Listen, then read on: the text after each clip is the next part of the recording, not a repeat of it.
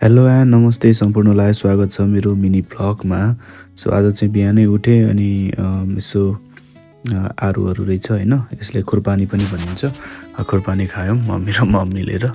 अनि यता खुर्पानी चाहिँ मिठो लाग्यो, त्यसो मैले मजा लिइरहेको छु खुर्पानीको। यता हेर्नु सक्नुहुन्छ खुर्पानी लट्रम्मै फलिरहेको छ हाम्रो खुर्पानी बोटमा चाहिँ। अनि त्यसपछि होमस्टेको लागि चाहिँ थोरै यसको नाम के भन्छ, यसलाई ढुन्डु हो कि के भन्छ। अनि अर्को साग हो है, त्यो चाहिँ जापानिज साग हो। त्यो सागको बोट चाहिँ होमस्टेमा लगेर रोप्ने कार्य चल्दैछ। म घरबाट निस्केँ अनि म जाँदैछु होमस्टेतर्फ।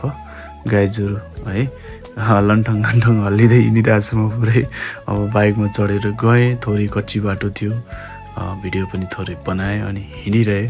जाँदैछु होमस्टेतर्फ। हाम्रो राम्रो बाटो पनि छ, फेरि थोरै मात्र है कच्ची बाटो चाहिँ।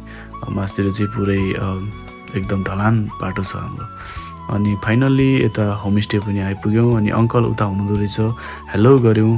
अनि त्यसपछि होमस्टेको नाम लेख्नको लागि स्याम्पल तयार पार्यौँ। यो चाहिँ जस्ट डेमो मात्र हो। अनि अङ्कल भतिज मिलेर चिया खायौँ, चेस गऱ्यौँ। अब यता होमस्टेको नाम लेख्दैछौँ, थोरै आर्ट गर्दैछौँ। फर्स्ट टाइम लेखेको है, कस्तो छ गाइज भनिदिनु होला कृपया तल कमेन्टमा है। अब यस्तो छ नाइट भ्यू चाहिँ, रात परिसक्यो यता, तर नाइटमा चाहिँ एकदम राम्रो देखिन्छ होमस्टेमा।